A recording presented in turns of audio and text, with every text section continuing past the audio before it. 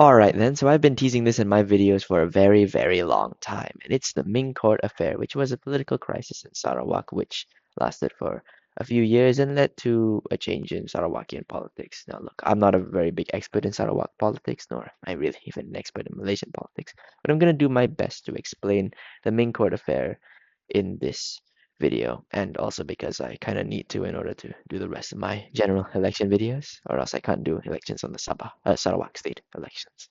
Also, I got a new microphone, so if you like this new audio quality, then please leave in the comments below. I just wanted to try something new, so let's see. Before we actually talk about the crisis itself, we're going to have to talk about the Sarawakian politics surrounding it. So Sarawak has many different ethnicities, different from the mainland. The three main Bumiputra ones are the Dayaks and Ibans, which are non-Muslim Bumiputras, and the Malays, which are obviously Muslim Bumiputras. And then in terms of non-Bumiputras, we have the Chinese. And so within Sarawak BN, the component parties, which are all Sarawak regional parties, obviously, are very different, but the big one is Parti Pusaka Bumiputra Bersatu, or the PBB party for short, which very broadly tries to pander towards the Bumiputra community within Sarawak. However, because there are so many kind of ethnicities within the Bumiputra community, you can see how the party could become very fractured, as we'll see later on with the crisis itself.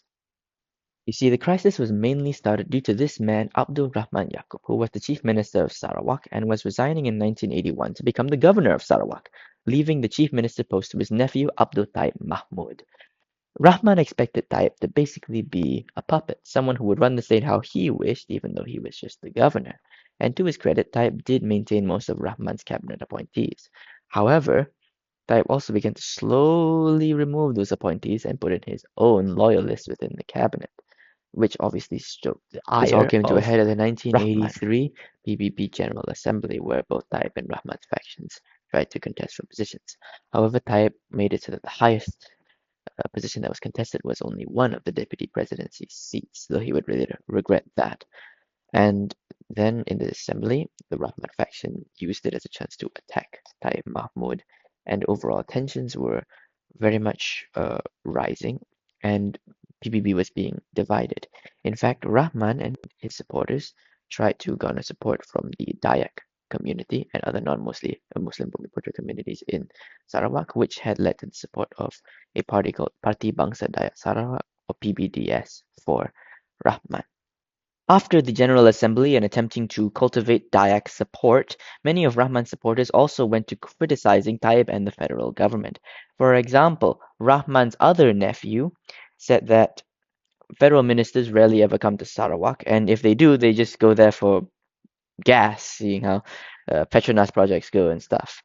And so they tried to make the case that both Taib, due to his connection to the federal government and the federal government itself, were out of touch with Sarawak's needs. In fact, the attacks turned rather personal, with Rahman himself writing an ultimatum to Taib Mahmud, which went something like this. I venture to suggest that if you find that you are unable to change from your present thinking and ways of doing things in Sarawak, you had better make an honorable exit. Pasaka Bumiputra Bersatu will decide who should be your successor. I don't intend to fight you. You are too small for me. Man, you are too small for me? First of all, that's what she said. Okay, that joke was terrible. But second of all, god damn, this is getting interesting. Though that ultimatum was also given to Mahathir, Mahathir himself didn't really want to interfere in the crisis. In 1985, Rahman's tenure as governor would come to an end. However, his activeness in Sarawak politics would not. And so many of his supporters would leave PBB to form a new political party called the United Sarawak Natives Association, or USNA, though that would be short-lived. And so by the 1986 General Assembly, all of Rahman's supporters were essentially out of the party, and so Taib allowed for the deputy presidency post to be contested for once.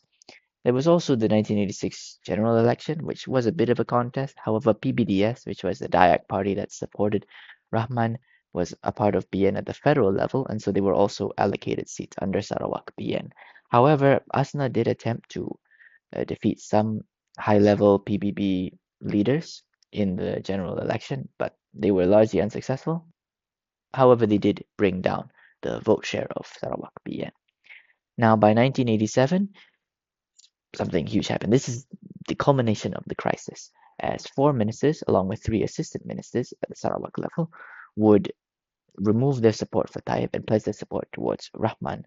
They were accompanied by 20 other state lawmakers and met at the Ming Court Hotel, thus the name of the crisis. And so this group was known as the Kumpulan Maju. And with 27 lawmakers total, they had a majority in the state legislature, which only had 48 members. And so they thought that they did it, that Rahman would become the new chief minister. However, in such a case, usually Mahathir, as the leader of the federal VN, would step in to try and sort things out. However, he was currently dealing with the whole coolie thing and trying to defend his UMNO presidency, so he couldn't help out. And so Tayyip took matters into his own hands and, instead of resigning, dissolved the state legislature to pave way for fresh elections, much to the disdain of Kumpulan Maju. This was because, in spite of the tussle within UMNO at the time, the national BN was still expected to lend its political machinery towards Tayyip and the state branch. And so Rahman and his Kumpulan Maju actually had very little chance of toppling the state government, though they were expected to make gains.